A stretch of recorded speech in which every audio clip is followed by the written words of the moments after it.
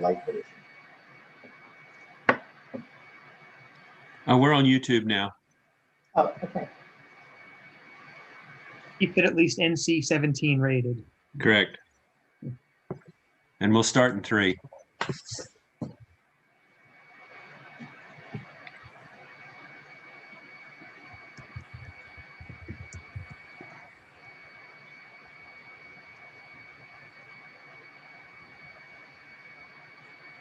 There she is.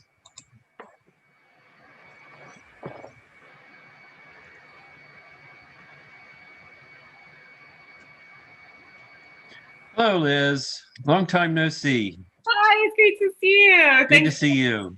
Thanks for inviting me. I'm excited. Yeah, me too. Great. Mhm.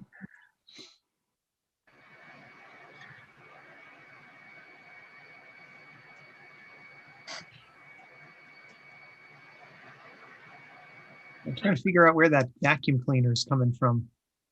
It's either That's- It's Andrew's air conditioner. There's my- No, Andrew was muted. It was still going Oh, he's on. muted. Oh, He's still- oh, wow. Yeah, and it doesn't sound like an air conditioner either. Well, neither does my air conditioner.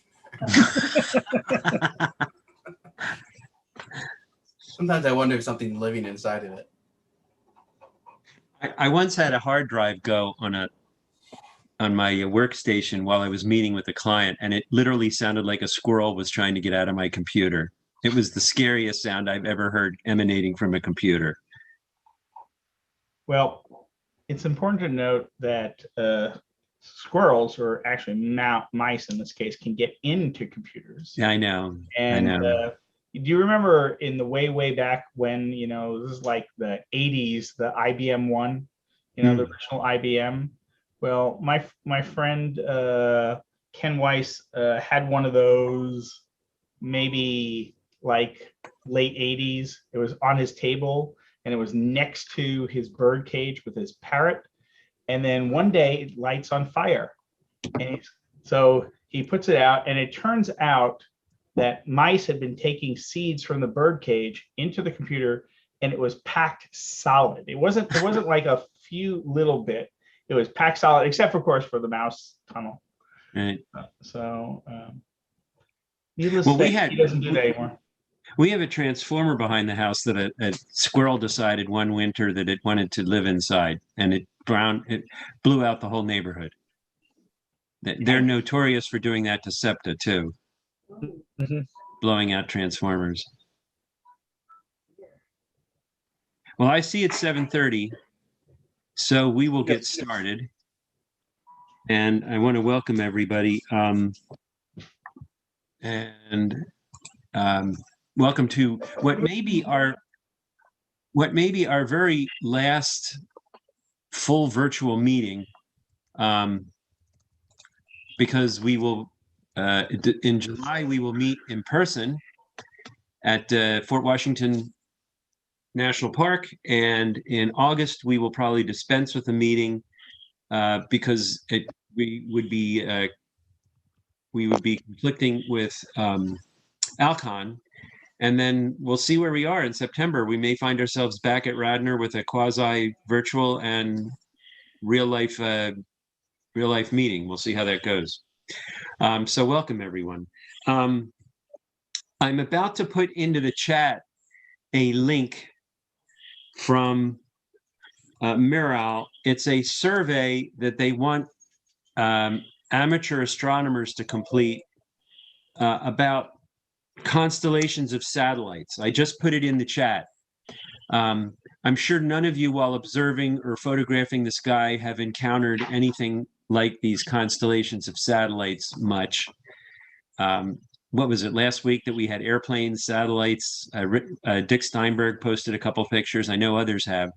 So I think we should, as many of us who can weigh in about what those things are doing to our sky gazing, that would be good. So I put that link in the chat. Grab that, answer that survey so that we have plenty of information.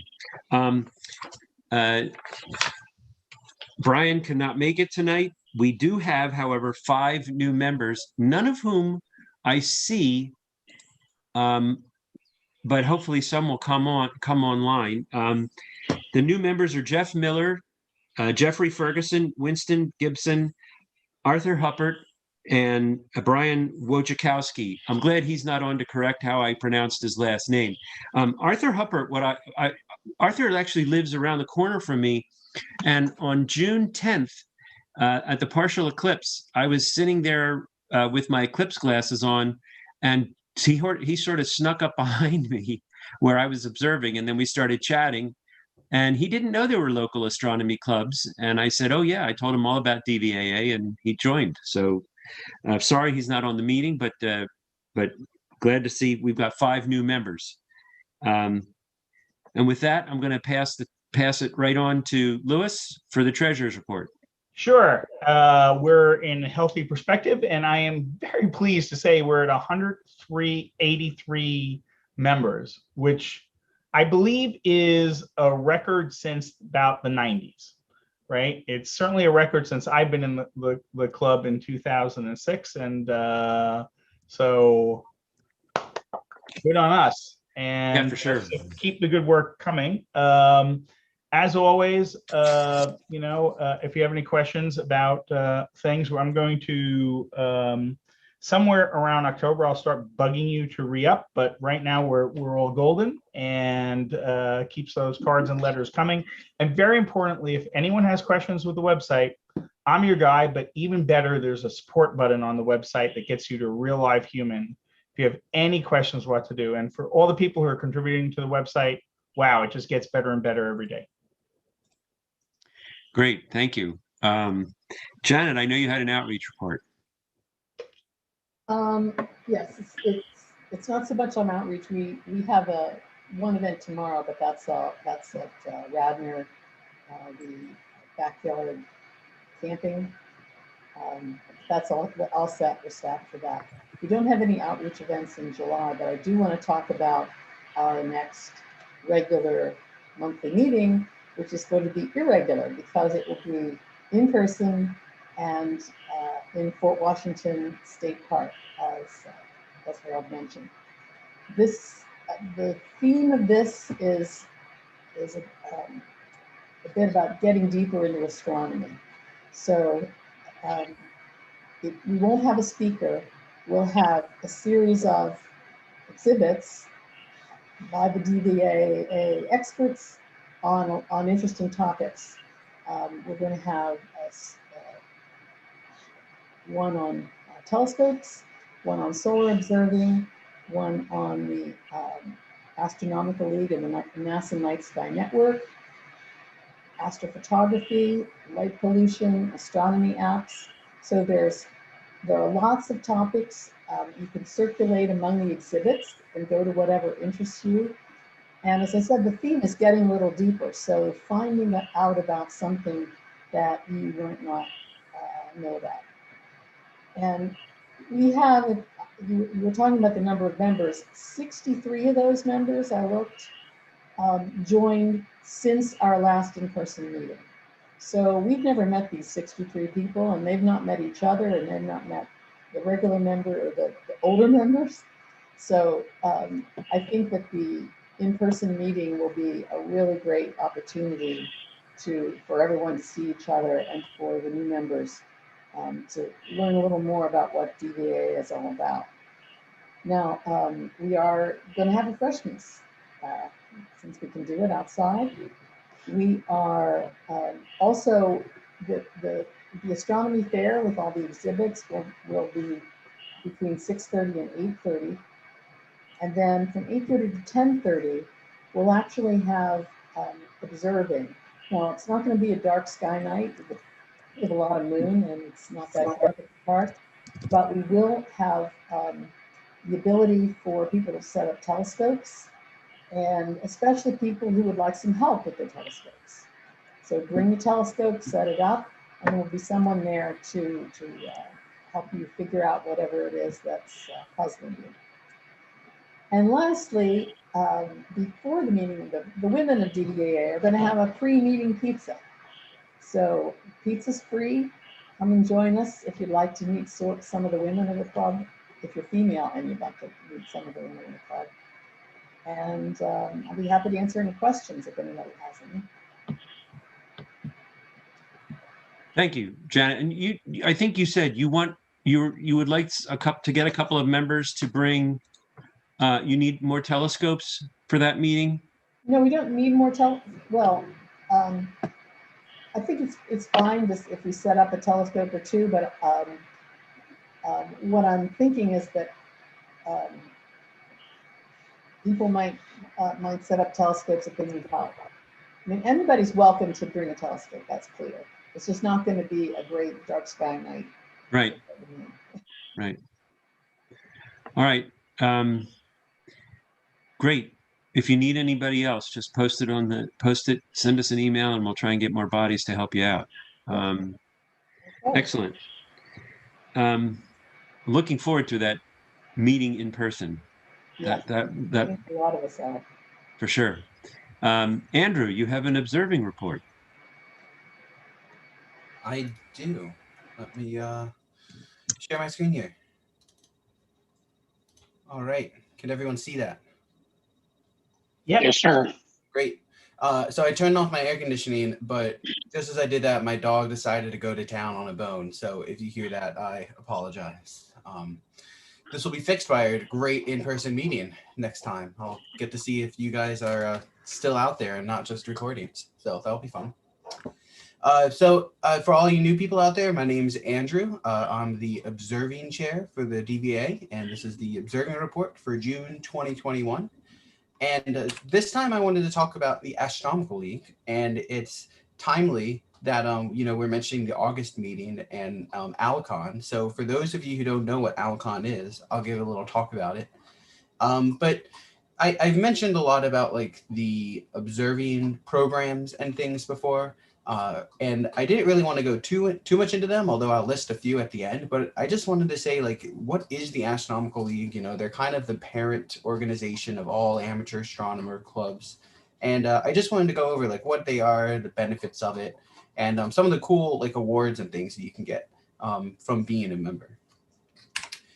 So first off, what is the AL, or Astronomical League? So it's an organization consisting of over 240 local clubs all across the United States. So it's kind of a parent organization to those clubs. Of course, you don't need to be part of the Astronomical League if you do have an amateur astronomy club, but there are benefits to it if you do wish to be a member. So the goal of the AL is to encourage interest in astronomy throughout America. And it's really to promote the science of astronomy. And a lot of the observing programs and awards and all are science focused. Of course, it's really nice to look at through the telescopes and things, but a lot of them try and teach you more about what you're looking at, which I think is fantastic. So I got this mission bullets from their website. It's fostering astronomical education, providing incentives for astronomical observation and research, and assisting communication among amateur astronomical societies. And I think that they missed one. Another one is just, you have strength in numbers, right? So Harold sent out that survey about satellites. There's, of course, light pollution, which is a huge issue. And the AL is a great way to, bring all of the clubs together and say, hey, the amateur astronomical community has these kinds of issues. And they just have a bigger voice than all of the individual clubs would have individually. So I think that they missed that, but that's also a great part of being a member of the AL. But for the individual members, there's a lot of benefits. This isn't inclusive, but you get a nice quarterly reflector magazine, which is kind of like a Sky and Telescope, but completely voluntary and ran by the AL. You get access to awards and observing certificates, which I think is the biggest benefit. I didn't realize you do get vendor discounts. So you can go to the AL website and look at a list of vendors, and there's some pretty big names, such as Explore Scientific, which sponsors the AL a lot. And when you buy a product from them, tell them that you're a member of the AL, and you usually get like 5 or 10% off or so. So it's pretty nice. And then you also get access to a great yearly convention, which I'll mention later too. I'll mention that right now, actually. So I mentioned the reflector. It's a quarterly magazine from the Astronomical League in March, June, September, and December. And it showcases amateur activities across the country. So it's from members of the AL, both like at the AL level, but then also in the individual clubs level and stuff. And this just showcases, maybe discoveries that amateurs have made, new supernovas and whatnot, new observing lists being created, and even just editorials on like what there is to see and stuff. What is the latest happening in astronomy? And there are a few professionals hosted in the Reflector, but by and large, it's all amateur driven. So it's a great article. And then if you want to meet some of the people in the Reflector and part of the organization, they have an annual convention. And I don't know who's been to it. I've been to one. It's really, really fun. I wish that I could go to a few more. But it's a 3-day convention. And it's really revolves around a lot of presentations, like a lot of sit-down talks by amateurs and professionals. Some are more geared to amateurs and professionals, where a lot of them are just geared to general public. Professionals will talk about their latest research. There'll be outreach programs, and when I went, there were definitely quite a lot of like local families and stuff going. So it's really, really fun. And then of course, maybe you don't want to see a talk. It doesn't really pique your fancy. So then you can go to a vendor exhibit. Tons of vendors. When I went, there's Celestron, Orion, Meade, Explore Scientific, you name it, a bunch of small camera companies even there. It was really, really fun to talk to the people themselves. Sometimes even the CEOs and like the head honchos will go there, and you can talk to them and just geek out really over astronomy stuff. It's pretty fun. It often includes tours of nearby astronomical facilities and a star party. So the one that I went was in Tucson. So there was a tour of Kitt Peak one day, and then we did have a star party then. Fortunately, it was a full moon, which they usually avoid, which is a little strange. But I know that one was like in Zion and Bryce and all, which was pretty fun. So now, unfortunately, this year, of course, it's going virtual, Alcon 21. That is August 19th through 21st. And you can go to that website, alconvirtual.org, to register. I did a double check. I couldn't really find a price to register. So don't quote me on any of that, but go to that website, look at the speakers, and there's a really, really great lineup. And the good thing about being virtual is, you can come and go as you please and just listen to what you want and then go about your day. So would highly recommend checking that out. So I mentioned the AL Awards, which is another great benefit of being an AL member. Not really because you might get the award or so, of course that is always an option, but also just being aware of, who are the people out there making an impact. And a lot of these awards, they'll be in the Reflector. You can read all about them and everything. And it's just a great way to learn new things and stuff. So I'll just briefly go through them. We have the Astronomical League Award, the big one, presented to a person, amateur or professional, making a national or international impact in astronomy. The National Young Astronomers Award and the Jack Horkheimer Awards are both geared to younger members of the AL for both research and also significant outreach performance for the Astronomical League. And then we have some really fun ones. The Astronomic Sketching Award. So if you go to the AL website, you can see the winner, a great detailed sketch of some of the craters on the moon. I'm always envious of the people getting the Sketching Award and the Sketching Observers Clubs. I really wish I could do that. But then, we have sketching, and then we also have 2 imaging awards too. So we have the Williamina Fleming Award, which is specifically geared to female imagers. And then we have the Explore Scientific Awards, which is geared to anybody, and it has a few different categories. So, we have the planetary imaging, dark sky, and whatnot. So all of these awards, of course, come with accolades and some nice cash prizes too. So if you're interested, you can go to the AL website and take a look at them. So the observing programs, definitely what I consider the biggest benefit of being in the AL. And unlike the awards, there's no real reward like monetary or anything for completing an observing program, but they're so nice. There's just that first bullet, just give you a direction and like a personal goal for your observing, because you know there's a lot of stuff out there, and it can get really overwhelming. And you know, well, I'm a beginner and I have this telescope, or you know, I want to take it up a notch and see these kinds of things. And the AL programs are just so great for that. They're really helpful. They'll teach you a lot. I couldn't say enough good things about them. So for those of you who don't know what they are, they usually just include like a list of objects that you go observe using various requirements for equipment and skill levels and things. They cover a really wide variety of objects and skill levels, like I said, and I'll mention a few later. So as you go through these lists, you'll create a log and you'll document your observations. So things like, you know, the scene, the transparency, a little description of what you're seeing. Sometimes they have a sketch, although, you know, not everyone's an artist, right? And to be honest, you're sketching stars, which are dots and little fuzzy things. So you'll be fine. Don't worry about the sketching. And then once you complete the list and you complete the requirements, you can submit your logs to the program coordinator, usually by mail. And then if everything's satisfactory, you'll get a nice pin and certificate to like hang on your fridge or something. It's really fun. And also you can also give them to your local friendly observing chair and they'll take care of it for you. So, and then they can award it to you, which is the best part of the job, in my opinion. So there's at the bottom total 83 programs. I'm not going to list them all. I just chose 3 from difficulty level that I wanted to point out as like really great ones if you wanted to get your feet wet. So for the novice, we have the lunar observing, a list of features on the moon that you can go through. You know, a lot of times we don't really observe the moon. We observe during new moon. So that's a really nice one that I hope to do soon. The Sky Puppy, which is geared to younger observers again. It's just a list of things to get them familiar with the night sky, like constellations, the moon, the sun, the planets, and all. It's pretty great.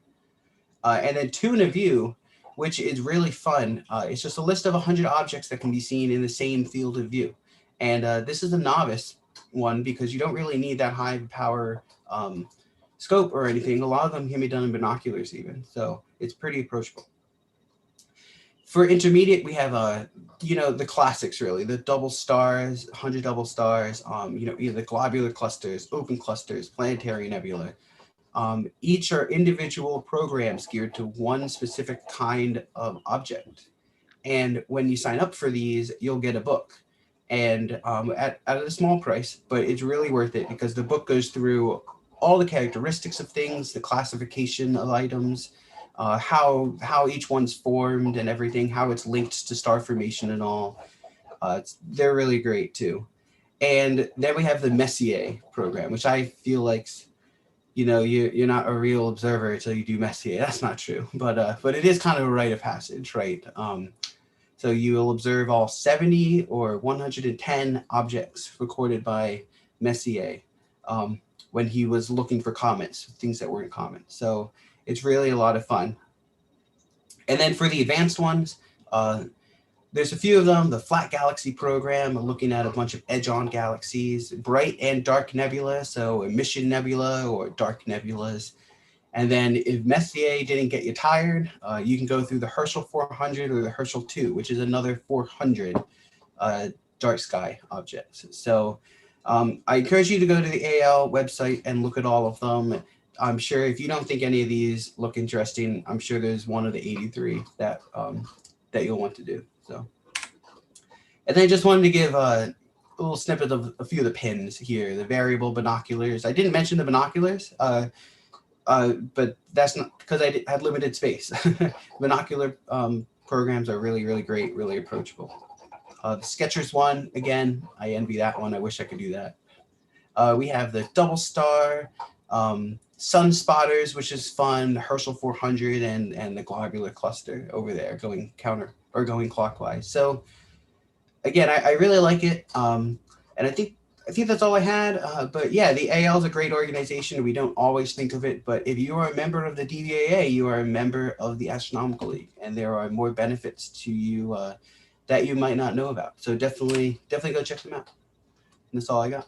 Hey, Andrew, can I add one more thing? I Yeah. checked out, apparently registration is open right now. It's free. There's going to be, $3,000 in door prizes. There's going to be a keynote by Jocelyn Bell Burnell. There's going to be lots of people like David Levy there. So alconvirtual.org. Yeah, no, it's a lot of fun. It really is. If you talk to anybody who's went to one, they'll always say they had a great experience. So it's a lot of fun. Cool. All right. Thanks, awesome. Andrew. Thank you. Appreciate it. So our guest speaker tonight, Jeremy, will do the formal intro to, but I have to tell you that Liz Landau is my second cousin, and my first acquaintance with her was at something that my grandparents held. They held what we call the Mega Seder, the second night of Passover in the Warwick Ballroom, with a few of their closest friends and all their relatives. And I did used to bump into Liz's dad on Walnut Street when I used to practice law downtown. I would see my cousin Elias from time to time, but it's been a long time and I don't practice downtown anymore. But since then, Liz has gone on to a lot greater things and has actually hung out more with my son, who has taken a couple trips to California. And actually, we probably have Liz to thank for our earlier guests, Laura Kerber and Janie Radebaugh, because Liz, I think, introduced Justin to both of those young ladies. So she also now has this fabulous podcast, if you're a podcast listener like I am, called Pod Paper Scissors, which I encourage you to listen to. It's a fascinating take on game theory and probability and statistics. And Liz, I'm way behind, but I just got to your episode on flirting, and I cannot wait. Oh my gosh, amazing. So let me give the floor to Jeremy to give you a more formal introduction, and I'm looking forward to hearing what you have to say tonight. All right, thanks. When you say formal introduction, I feel like I should be wearing a tie or something, but I think you'd throw me out of the organization if I showed up dressed like that. All right, so it's my pleasure this evening to introduce our speaker, Elizabeth Landau, or Liz Landau. So first, I'll just reiterate a little bit about our upcoming programs. So as Jan mentioned, in July, we'll have that in-person meeting at Fort Washington Park. So really looking forward to that. As far as August goes, the Alcon meeting will be held virtually August 19 through 21. And that actually overlaps with the date that we had picked for our meeting. And I figured there's no point in us competing against Alcon, since I'm sure they'll have some really great speakers there, as well as door prizes and everything else. You know, we looked at the calendar, pretty much everything else either overlaps with the Dark Sky weekend or gets a little too close to Labor Day. And I know it's hard to corral people towards the end of August, you know, the closing days of summer. So we figured, why compete? So we're recommending everyone to sign up for Alcon. As Lou said, it's free and it will be held virtually, so you can attend right from your living room. So before I get into the introduction, just a reminder that if you are not the invited speaker, please mute your microphone for the presentation, just to keep the noise level down. All right. So Liz, I was actually surprised that grew up in Bryn Mawr, Pennsylvania, which I guess is how you're related to Harold. So Liz actually has ties to this area, even though she's now working for NASA. So she did her BA in anthropology at Princeton University and got her master's in journalism at Columbia. So she's done a number of different things. She has been a writer for CNN, as well as New Scientist, Scientific American, and the Wall Street Journal, among a number of other publications. And as Harold said, she's also been very active in podcasting and using social media for science communication. I was also interested to read that Liz has been involved in improv comedy and doing some musical performances as well. So she's clearly very well-rounded. So since 2014, she has been working for NASA as a media relations specialist. So she led the media strategy for a couple of missions you may have heard of, including Dawn, Voyager, Spitzer, New Star, WISE, Planck, and Herschel. And she also led the NASA effort to share the discovery of the exoplanet system, TRAPPIST-1. In January 2018, she was appointed as senior storyteller for NASA's Jet Propulsion Laboratories. That's a really interesting title, so I'd like to hear a little more about what that means. So tonight, Liz is going to present Life Beyond Earth, where, how, and why. So please join me in welcoming Liz. Thank you so much for that generous introduction. I hope I can live up to it. Really a pleasure to be here with you all tonight. I love astronomy, obviously. It's actually really interesting to hear about this Alcon, which I had not heard about before. Maybe I'll check that out. And I definitely, while I do a lot of more formal astronomy communication through NASA, I also love looking up at the stars. I actually saw the 2017 eclipse with Justin Goldner, my dear friend and cousin. That was probably the astronomical highlight of my life, was the 2017 eclipse. So let me pull up my presentation, make sure this is gonna share. Okay, if I go to slideshow, start, and then I'm going to share the screen. Okay, can you all see that? Yes, we can. Okay, excellent. Well, thanks again for having me here. So tonight I'm going to talk about the search for life beyond Earth. And as you know, I'm not a scientist, but I'm a science communicator. And so I have the extreme pleasure of working with a lot of scientists who do actual research in this field. This field is actually called astrobiology, which is both the search for life beyond our planet, as well as the search for life in extreme environments on Earth that might resemble planets beyond Earth. And so if I can advance my slide deck. Okay, so you all see that? Okay, so tonight I'm gonna go through this agenda. What even is my job? We're gonna talk a little bit about life beyond Earth. We're gonna talk about how we might find it. We're going to get into a little bit of background about the life cycle of stars and planets, places that we could look for life beyond Earth, and then sort of wrap up with what does it all mean. And I am obligated to say that I am speaking to you in a personal capacity, not on behalf of NASA, and I am not a federal employee. I'm a contractor. I'm sure all of the lawyers who are here appreciate that. Okay, so what is a science storyteller? So I think of my job as a translator.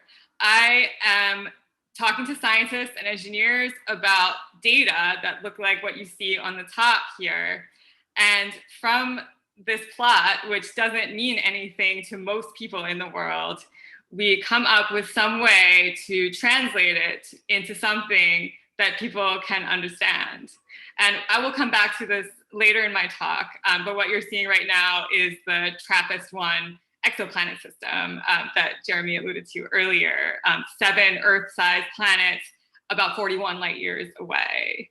And if you just saw what is on top, you would be like, maybe my printer is broken. But when you take this and you imagine what these worlds are like, suddenly they become real, even though we can't actually see them with our eyes. So in my job at NASA, as well as in my freelance writing, I'm really trying to find these stories that really resonate with people, that share the excitement of discoveries beyond our planet, on our planet, and making science accessible to the public, making it something that everybody can really share in. So some of the ways that I tell science stories are through writing and editing, through producing videos, and through podcasts. Harold also mentioned Pod, Paper, Scissors, which is about game theory. But at NASA, I produce a podcast called Gravity Assist, which I'm sure you would all enjoy. Each week we talk to somebody who is at NASA or uses NASA data, how they got to be where they are today, and what are the exciting things that they're doing in the area of space exploration. So I'm in a really unique position because I get to communicate things that have never been done before.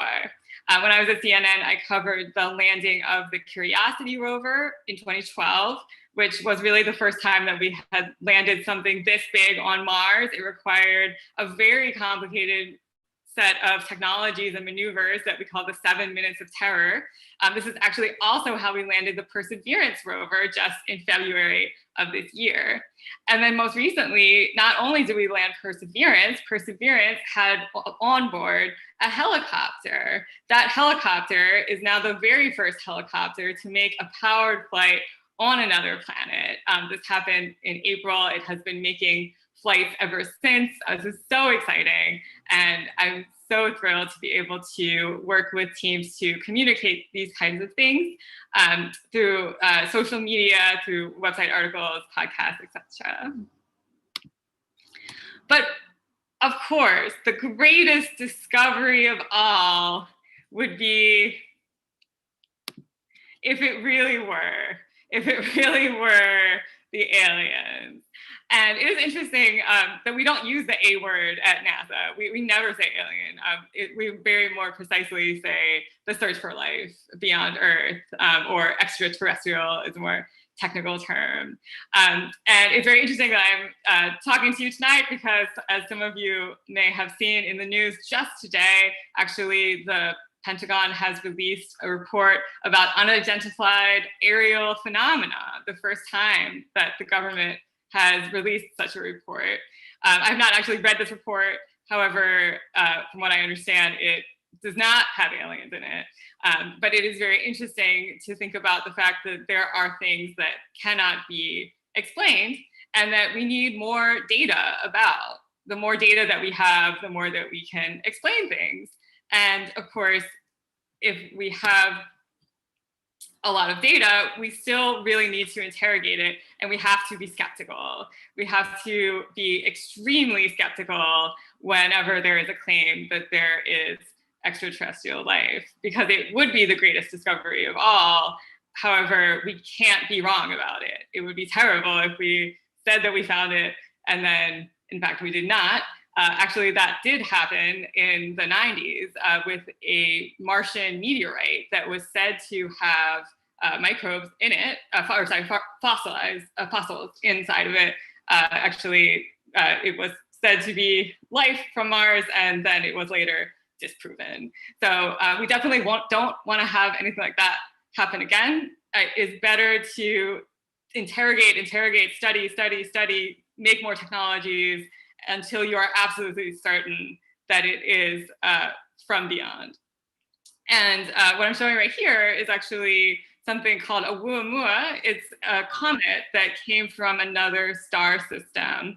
And this has been in the news recently as well, because there is a Harvard scientist who believes that this, in fact, is a powered spaceship from another star system. However, the majority of scientists do not think there is enough evidence to claim that, and that indeed it is a comet. So again, my message is there could be life out there, but we really, really have to be skeptical. And I hope to give you some tools in this talk to think about the context in which life could evolve elsewhere.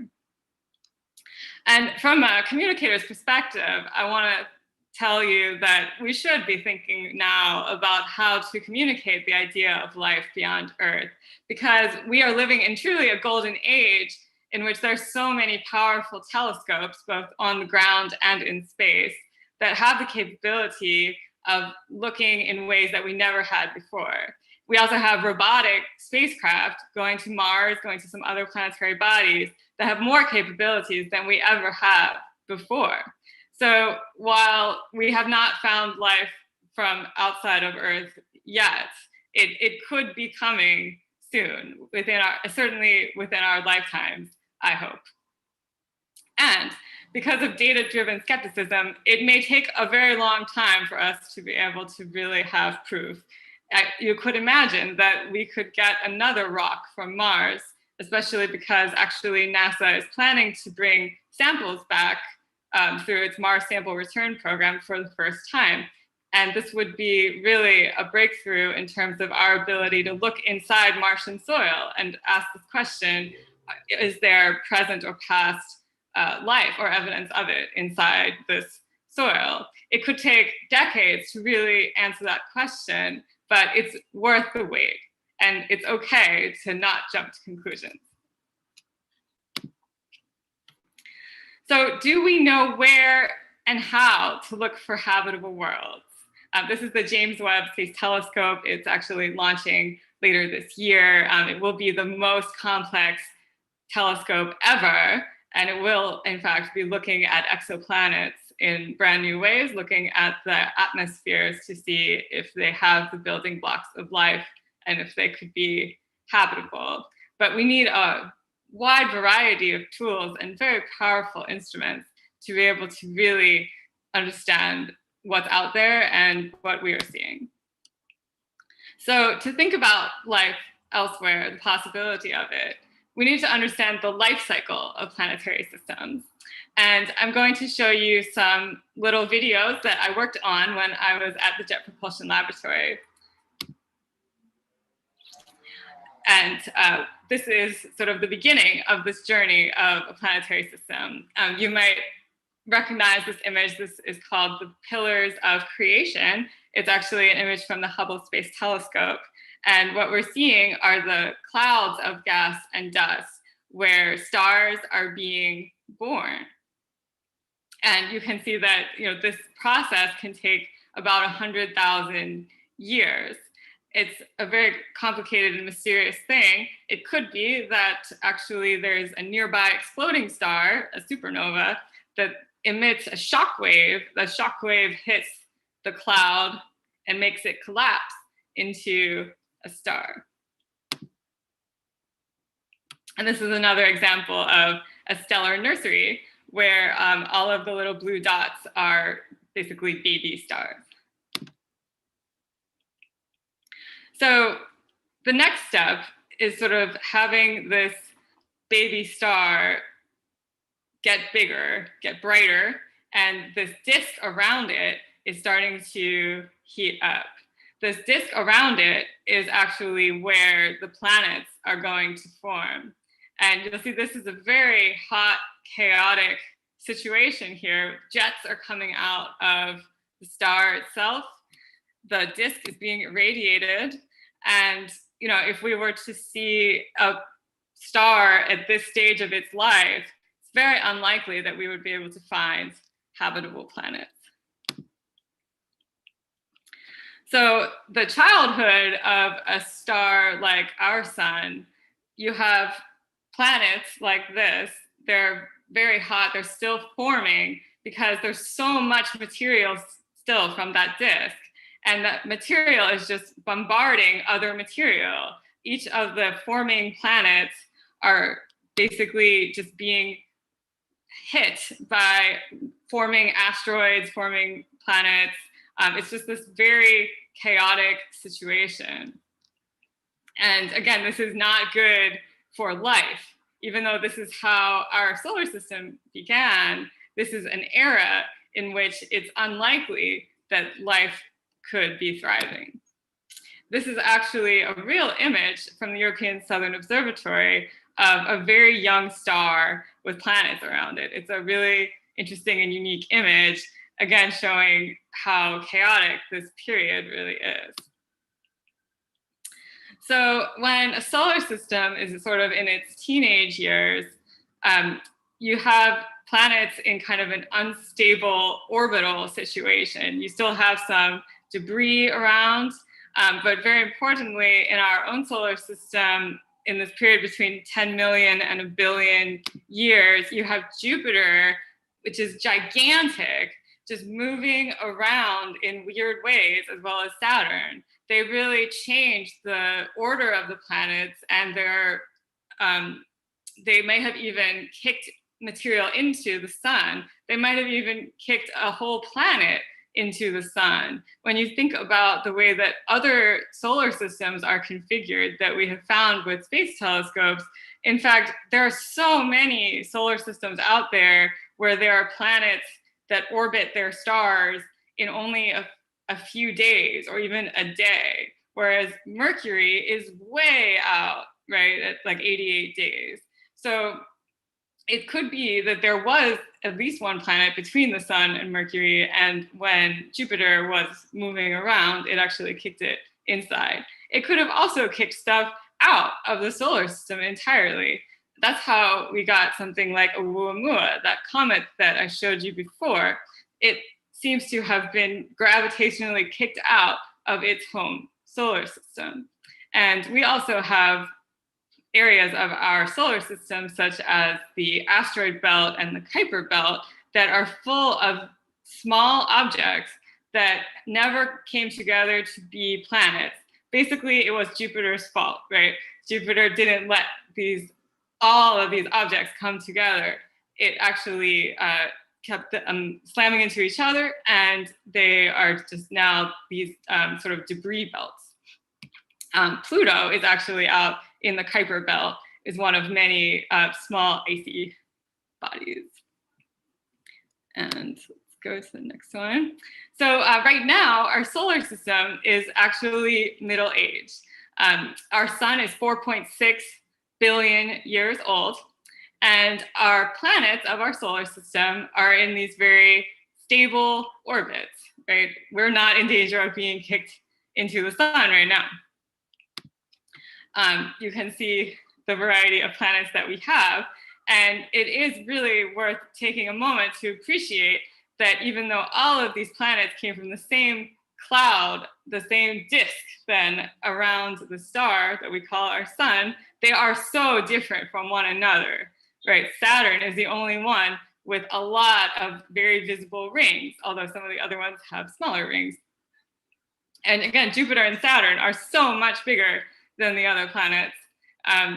Uranus and Neptune, although they're both these gas balls, look very different from one another.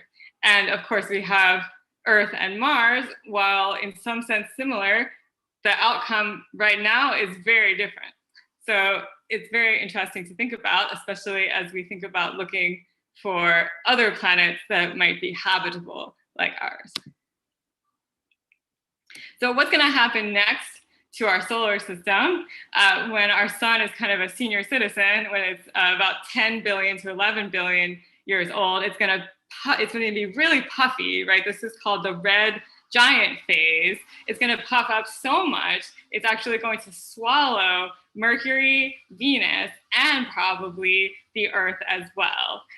Again, this is not for another 6 billion years, so don't panic, but it is quite likely that, in fact, Earth will not survive the red giant phase of the sun.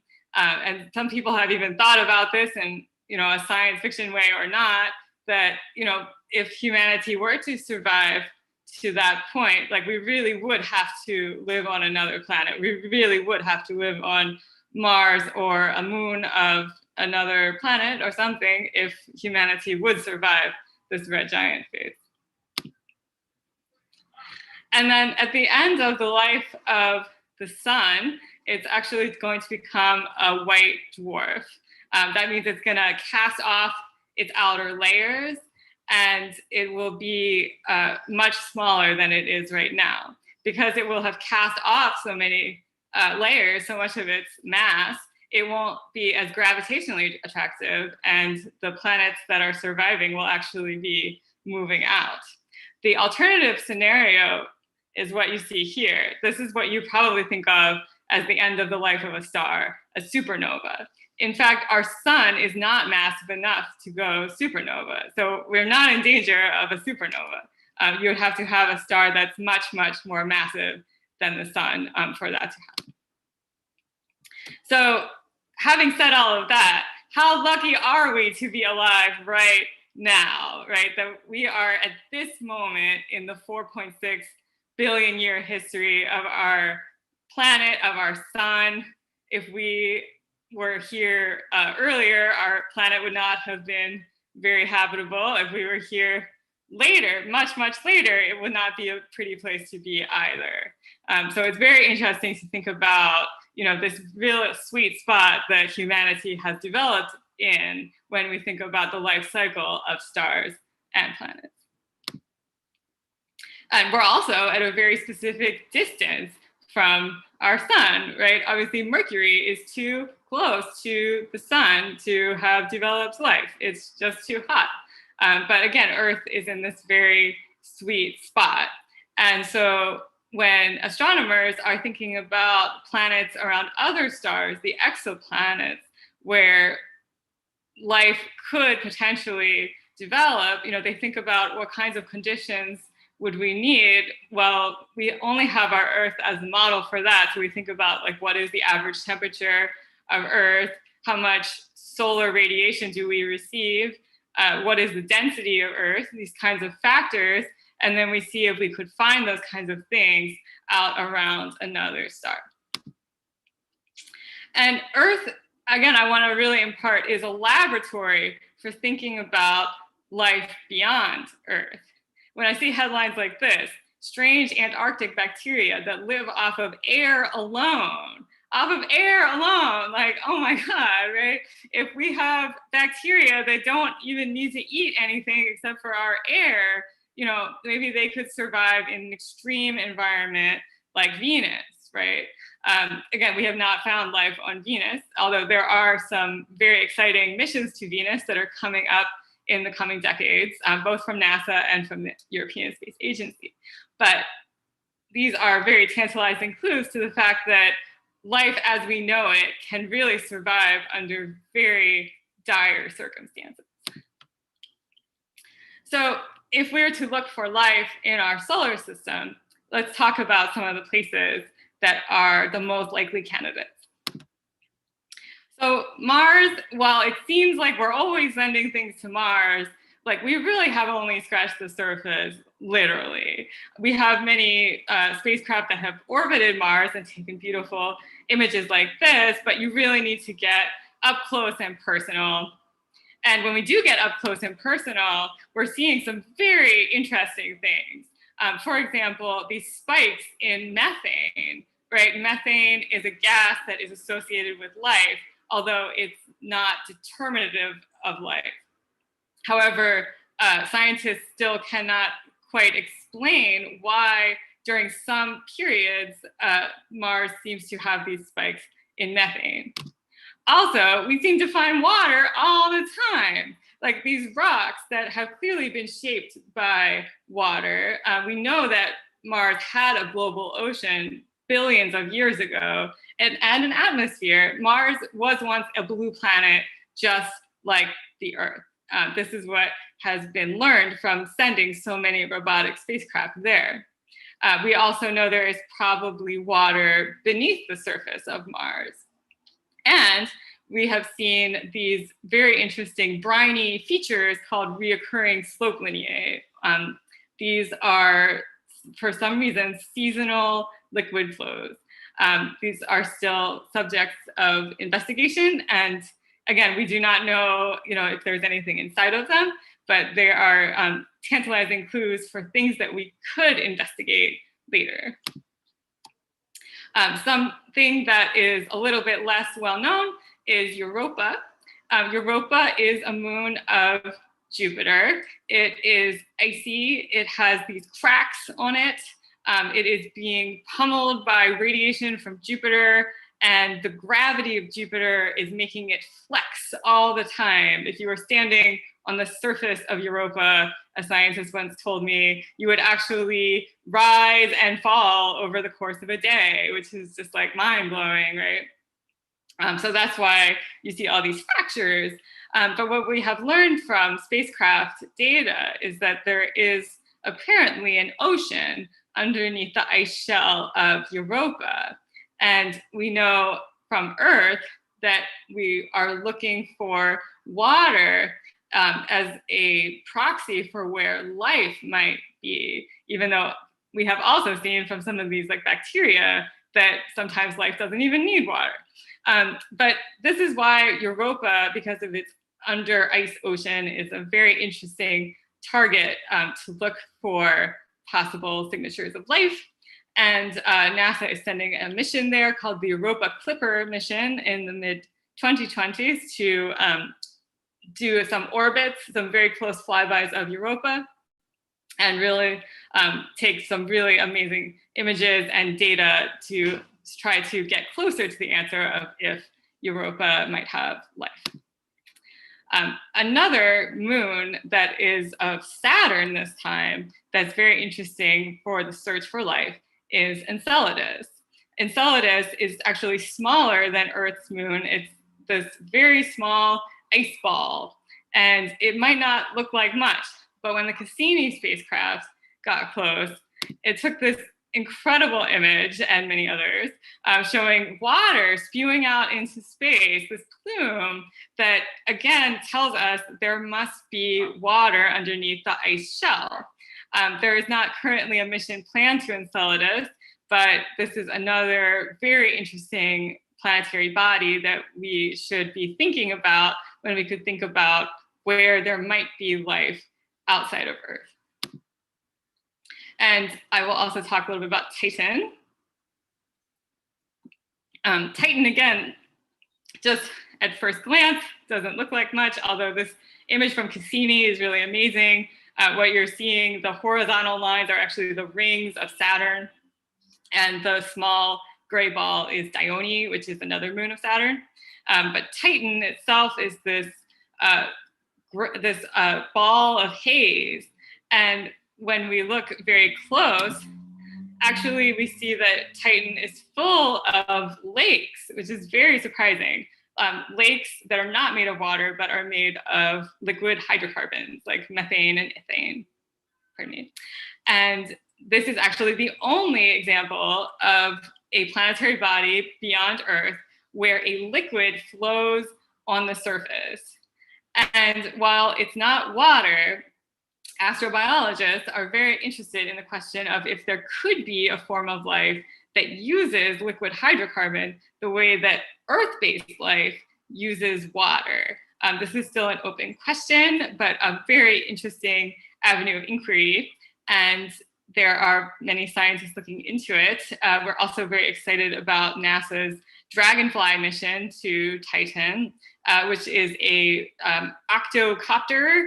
It's sort of like a souped up little helicopter that's gonna hop around on Titan and really take some amazing images and data.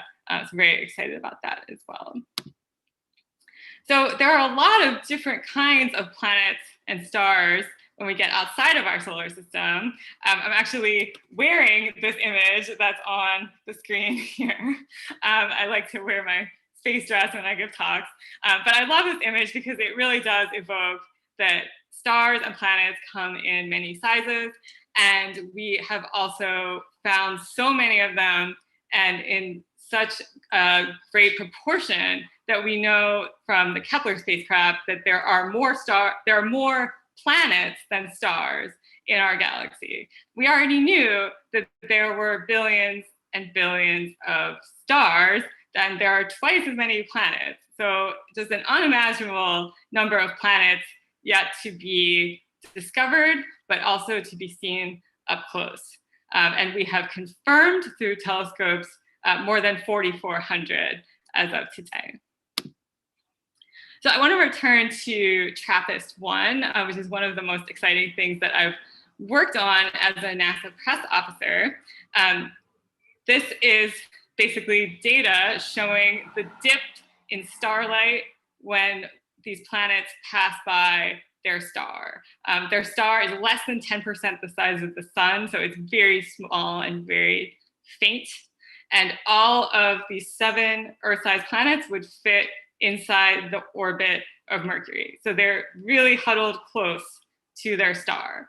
But because their star is so small, actually 3 or 4 of them, depending on who you ask, are in the habitable zone. They are, in fact, receiving enough starlight to potentially have liquid water on their surface given the right conditions. So a scientist and his colleagues contacted me when they were submitting their paper about this to the journal Nature in the fall of 2016. And they knew it was going to be a really big result. And since I was the press officer for the Spitzer Space Telescope, I had the really unique opportunity to help shape this story.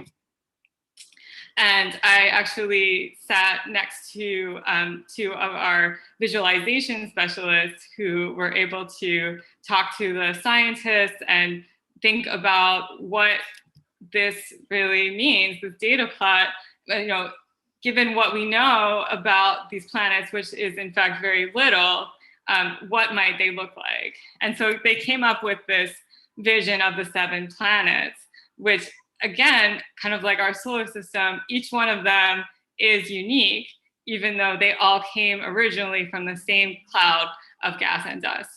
And you can see that some of them have liquid water on their surface. Again, that is just an artist concept. We do not know if there is really water there, but they are in the right orbital position to be able to possibly have liquid water there.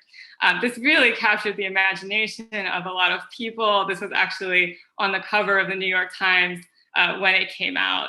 It was really an amazing day when we had the press conference, and it was just a Google Doodle. It was like really everywhere. And I remember that when I looked at the other news items that day, it was really a very negative time. It was really a very negative day, like really like 2017, while there was no pandemic, like there were a lot of things, you know, regarding the US government, regarding climate change, forest fires, like it was a mess in 2017. But this was such a beautiful story, the idea that there could be 7 Earth-sized planets that we could discover. It was really amazing. And it really speaks to the idea that space stories largely are very positive stories, and they make people happy and they give people hope, even when we are in a very dark time. I want to show this artist concept as well. Again, my colleague Tim Pyle did this, but it looks so real. Like this is how he imagines TRAPPIST-1F, where while it is icy, there is a little bit of liquid water as well. And it also speaks to the power of seeing a place from the ground. Most of the images that we have of planets beyond Earth are from space because we have never landed there, with the exception of Mars, with the exception of our moon, of course. But when we land, when we are able to have the vision of standing on the surface, it really changes the game. It becomes a real place. And I think that's why this image was also everywhere. It's aesthetically pleasing, but it also really says like, wow, like this is a real place. Like, wouldn't it be amazing to go here someday? So these are not real extraterrestrials. These are a few images from science fiction. And I put them here because they do capture the imagination. They are human visions of what extraterrestrials could be. And it's especially interesting to think about technologies that could exist beyond Earth. Because while our greatest technology perhaps is our phone, as E.T. has here, although not actually an image from the movie, I thought it was very fun. You think about the Cylon here, or the spaceship from Arrival, and in some sense it makes sense that if there were a civilization that were that distant and that were able to travel this far for this long, they would need some kind of extraordinary machinery. And in fact, they might send robots instead, right? I just think that that's a really interesting idea. And there are plenty of examples where there's been a very, as Carl Sagan said, an interesting dance between science and science fiction. But the larger point is like, since we have seen that the life cycle of a planetary system is so long, and the period of time in which a planet might be primed for life is relatively short in that span, we have to ask ourselves, why would they come now if they came? And I want to talk a little bit about this as well. I actually had my very first New York Times science story this week as a freelancer. I wrote actually about something that's not extraterrestrial at all, but made me think about something else related to this.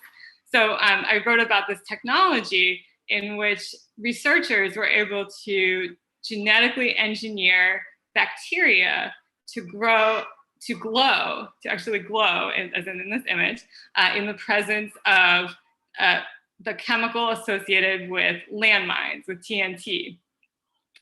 And it's an amazing achievement of engineering, but it made me think as well, like this is sort of the pinnacle of our current technology. We can take life and we can make it the machine that we need, right? We already have the ability to merge what is living with a machine to become a sensor of sorts. So if we can do that today, think about what an advanced civilization would be able to do in terms of merging what is living in what we think of as living with their advanced machinery. And we have seen, of course, many examples in science fiction where people can travel very far, very fast. We even see sort of a precursor to the iPad in this very old Star Trek image. It just makes me think about how, you know, it is worth using our imaginations to not only, you know, think about what is possible in the future, but also, you know, dream about like knowing what we know today, like what do we want to know in the future? Where would we want to go in the future? And, you know, when I talk to scientists about their careers and their inspirations, like a lot of them really do cite examples from science fiction that, you know, made them want to become scientists and engineers. And, you know, I don't think we should discount that. Like, while today the only extraterrestrials that we know are in fiction, that doesn't mean that we shouldn't. That doesn't mean that we should stop dreaming and that we should stop creating these technologies to look, as well as it doesn't mean that we should stop, you know, doing these beautiful television shows and movies and things like that. I think there's a lot to be gained from the intersection between, you know, science and fiction. So I want to pose a couple of big questions to you that, you know, we're not going to answer tonight, but that you should think about for yourself. Like, what would it mean to you to learn that there are bacteria on another planet? And this is probably going to be a really relevant question sometime in the future. It's not going to be tomorrow, but someday, many scientists do think that there could be bacteria, perhaps on Mars, perhaps elsewhere in our solar system, or beyond in the exoplanets. If we knew that, would that change your life in any way? And how is that different from knowing that there might be intelligent creatures on another planet? Does that put your life in a different context? And I think these are really interesting philosophical questions. I recently read a book called The Three-Body Problem. It's a novel that came out in the last 10 years, and I won't spoil it, but basically the notion that there is going to be an invading alien species in 400 years from when the characters are alive really puts their lives into disarray. People don't think it means anything to be alive anymore, knowing that there's going to be alien invaders who might possibly destroy the Earth. It was a very interesting meditation on like what it means, you know, to be human, and, you know, putting our humanity in context of a possible extraterrestrial civilization. Again, we have never had evidence that this is true. We have no evidence that there are extraterrestrials.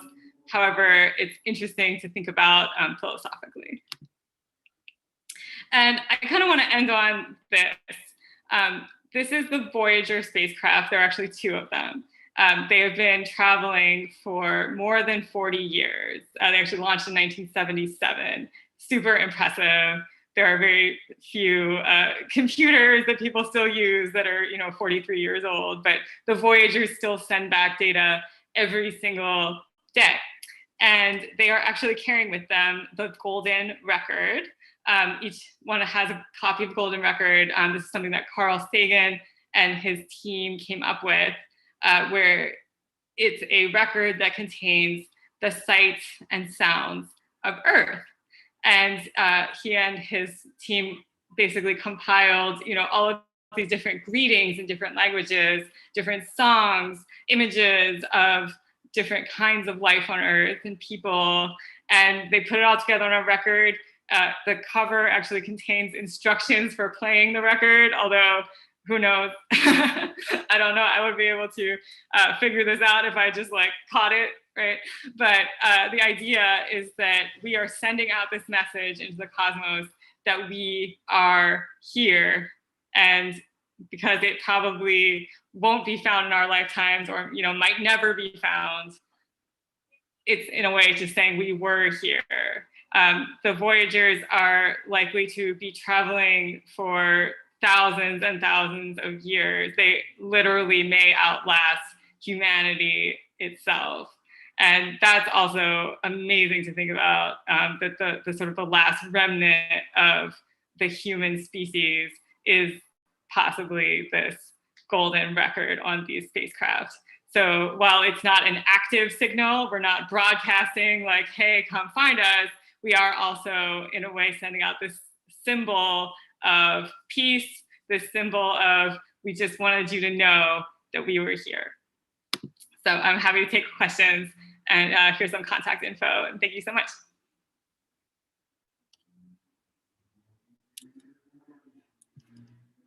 Thanks, Liz. I'm monitoring the YouTube for questions. Anyone in the Zoom link, in the Zoom meeting, have any questions for Liz? Oh, I'm muted. Hi, I'm Louis Berman. I wanted to ask, how did you even get this fabulous, fun career? I mean, it sounded like I don't know where I go to the catalog for it, right?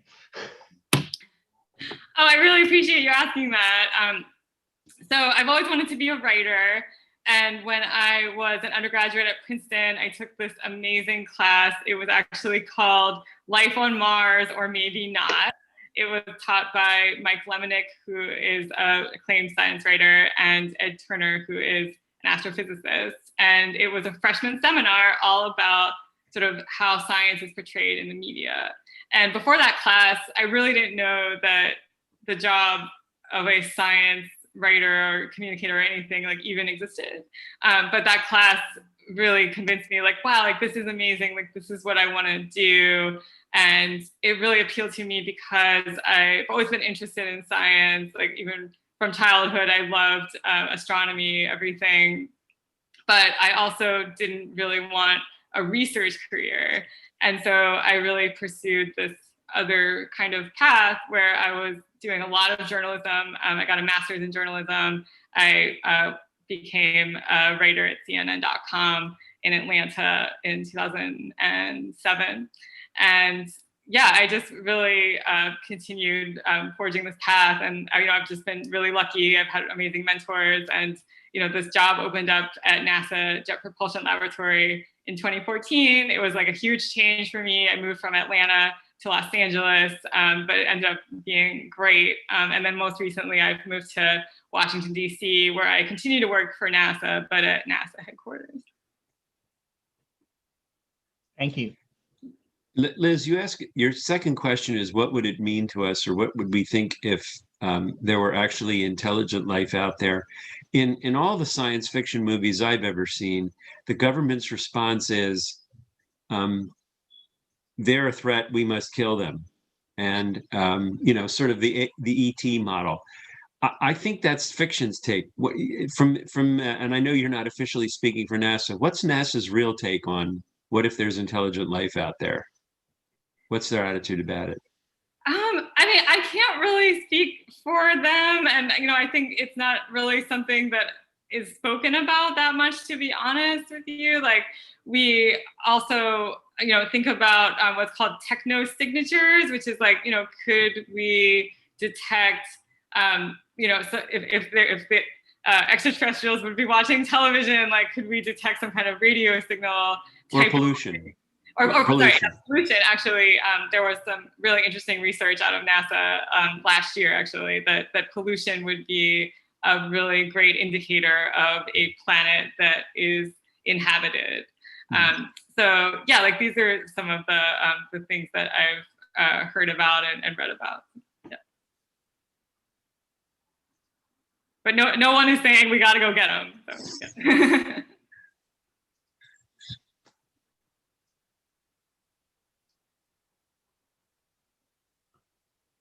We're very quiet for some reason today. I think one idea that that's kind of swirling around in my head now is we've always sort of had this idea in our mind that if extraterrestrial life were discovered, it would be like a sudden thing. It's like one morning you'd wake up and there's a headline on CNN, aliens discovered. Whereas, the reality is more like it's going to be a years-long process where it's like, oh, well, there's some new data and it looks interesting and we're ruling out other possibilities and kind of gradually working your way there. I mean, do you think that would affect how the response is? It's not going to be this sudden shock. It's going to be like, probably by the time it's announced, it's like everybody kind of knows that that's what's going to be announced.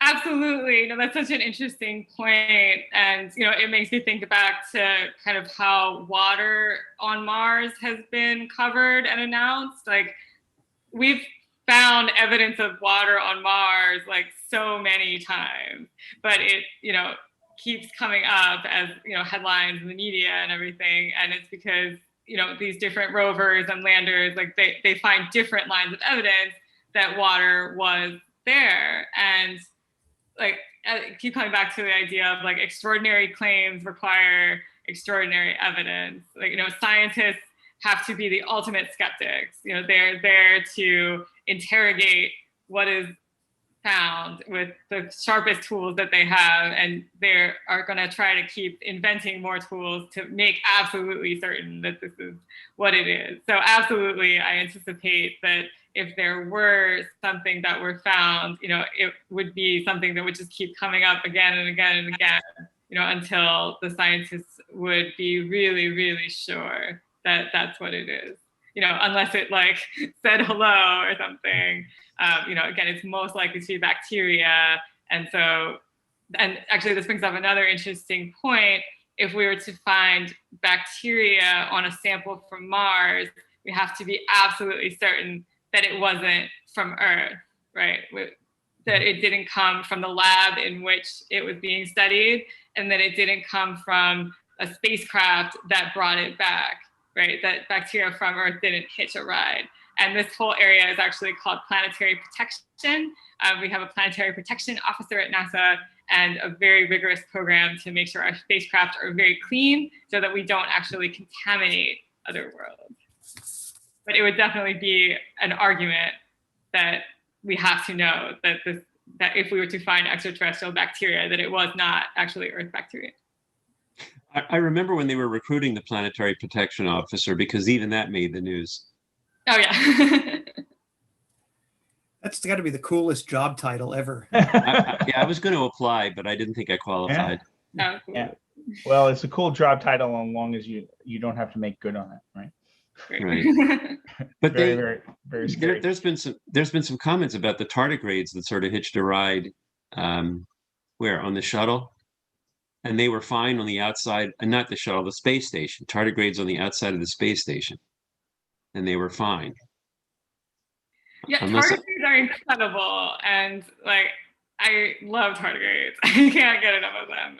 But yeah, like there's so many different experiments going on right now, including tardigrades have gone to space on space station to see like under what conditions can they actually live. And yeah, it seems like they can really survive a lot for sure. If we could just dehydrate ourselves and launch ourselves into space, and then rehydrate in, several hundred years, we could expand how far we could travel. Exactly. And yeah, it's just like the closest star, the closest planet around another star is over 4 light years away. So even at light speed, nothing can get there in less than 4 years. So we definitely need faster technologies to be able to do anything meaningful. Yeah. Hey, can I ask another question? You know, you're a professional science communicator, right? But in no small sense, a lot of the people in this club are, if you will, amateur science communicators, trying to talk to you know, the public about astronomy and physics and other things. Do you have any advice for us in our amateur communicator role? Yeah, thank you so much for asking that. I mean, I know that in some sense, astronomy can be a little bit esoteric, but there's also something beautiful about the fact that you can just be like, no, really, like look up, right? Like I've been in situations where like a lunar eclipse is happening in that moment and a person is walking their dog. And I was like, hey, did you look up and see the eclipse? And they were like, oh, like they literally were not looking up at the moon at that moment, right? So I think, you know, emphasizing, you know, the kinds of things that you can see with the naked eye, because I know it's like sort of another barrier to entry to get like a telescope, or I guess binoculars would be kind of an intermediary before you get like a telescope or something. But just like in general, you know, people really resonate with human stories. And, you know, I think the more that you can talk about what it means to you to be able to see Saturn, or to, you know, do some of these interesting observing programs that were spoken about earlier, you know, people resonate with other people. And it's a really great tool to be able to share personal experiences. And, you know, imagery, like, some of the beautiful astrophotography that's done, I think really resonates with people also. And then I guess just like kind of super basic, like, you know, to not use jargon when talking to people who don't know a lot about a subject, you know, to sort of assess like where they are in their understanding. And if their understanding is like super, super basic, to not like throw things at them that they've never heard of before without like explaining it to them in a really like friendly way. And yeah, just like kind of meeting people where they are, I guess, is my best advice. Cool. Thank you. I find when parsecs come up in a conversation, I turn them people right off. I cannot figure out what a parsec is. Oh, it's just like a certain number of light years, right? Right. 3.63, I think. Yeah, something like that. Yeah. It's sort of like scientific notation. 3.26, right? Yeah. I think it was like 3. Oh, I inverted it. I knew this crew would know. But we have quite a number of amazing photographers among our membership. Sometimes they take over the entire meeting, but and talk astrophotography. But there's been some amazing shots. Actually, the one behind me is from our observing chair. He just took it a couple weeks ago. Oh, during the new moon, and then posted it, and now it's my background. that's very cool. And you guys all know about Astronomy Picture of the Day, APOD? Mm-hmm. Yeah. It's so popular. It's amazing. He actually, he's from here. He's from this area. Oh, really? The founder of that. And he came back and spoke, I would have to say 4 or 5 years ago or more, to the Rittenhouse Astronomical Society at the Franklin Institute. Robert Nemiroff. Yeah, Robert Nemiroff. Yeah. It was very interesting. I actually, that's how I sort of got back into astronomy. He was teaching early on after the iPod was invented in 2004, 2005.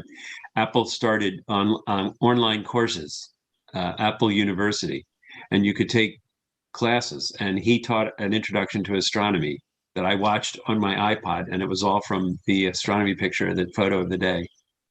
Amazing That's stuff. cool. Wow. Very nice. Yeah. I'm not seeing any questions on YouTube. Any questions here in our chat? I don't see our chat. No, we're good.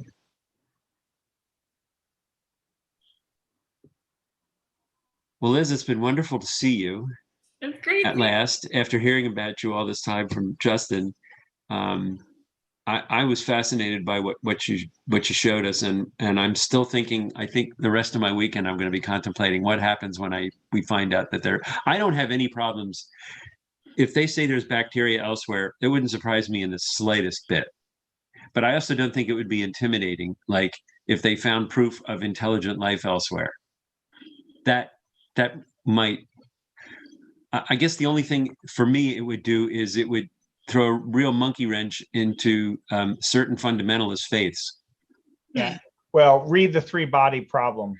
I You'll think change your mind. That was a great book, by the way. I'm going to add that to my list. I will definitely add that to my list. Thank you for Yeah. that. You can be a wall facer, which will make no meaning to you unless you read the book. Okay. Well, thanks very much for joining us. I appreciate it. You're welcome to stay aboard. The meeting people are going to suddenly reappear, and we end up sort of hanging out. In the old days, when we actually met live, we would all end up going to Manila's Mainline Diner further out on Lancaster Avenue, near your old stomping grounds. We actually used to go to Galifte's, but when the wait staff stopped, I don't know what happened, but they stopped paying attention to us. Maybe we turned into dark matter to them. I'm not sure, but they were not interacting with us. That much is for sure. So we moved further west to Manila's, and that's where we've been hanging out. And hopefully we'll return in September. Very nice. Is there anything else from anybody who wants to report for the good of the order? Anybody I missed with reports or anything like that?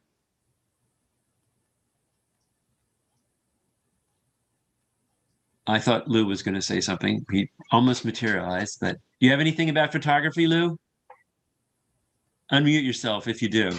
Yeah, hold on. I got company over here. I want to make sure they're not. Are we still being recorded? Yes. So keep it clean, Lou. Not me. You guys keep it clean. Actually, I was looking for somebody to help with the astrophotography component of our club. Right now, my health is not really give me enough time to do what I need to do. So if anybody's interested in helping me out, there's a lot of talented people that we have in our club. It doesn't have to be just one person, but I need content and I don't have time to put anything out. So if somebody can, reach out to me if you're interested. I don't want to put anybody on the spot, so I'm not going to say any names, but you know who you are. Get a hold of me. I would appreciate the help. Lou, email Dick Steinberg too. Sure. I mean, he's not here. Yeah, he was on, but he's not now. Okay. Yeah. Maybe I'll send a message out to the Groups IO.